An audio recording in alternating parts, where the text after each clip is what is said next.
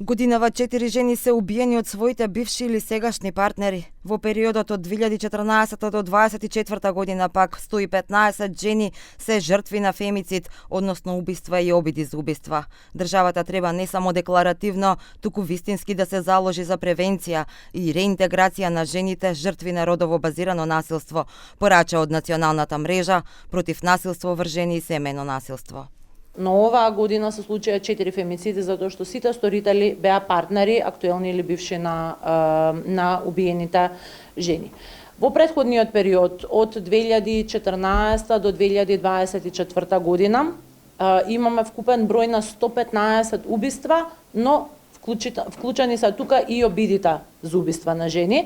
Она што сега го работиме е да правиме увиди во судските предмети на правосудно завршените со правосудни пресуди, за да видиме колку од овие 115 убиства и обиди за убиства се фемициди.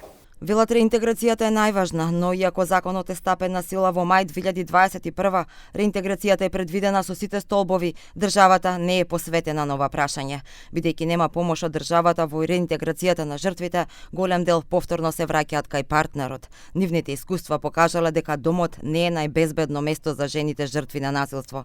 Дури 70% од убиствата се случуваат таму. Насилството врз жените не може да го спречиме ако не предвидиме финансиски средства за сервисите кои што им се најнеопходни на жртвите. Она што постои сега во моментот е еднократна парична помош, ќе ставам акцент на еднократна, во износ од 15.000 денари. И таа не зависи од примањата и финансиската состојба на жртвата, но тоа е единствено нешто што жртвите во овој момент може да добијат како помош од државата. Мрежата нуди финансиска помош за жртвите, односно изнемување стан, покривање на режиските трошоци, набавка на храна, но вела дека нивните буџети се ограничени и не можат да ги покријат трошоците за сите жени на подолг рок. Нивните пресметки покажуваат дека за една жена се потребни во најмала рака 25 до 30.000 денари месечно.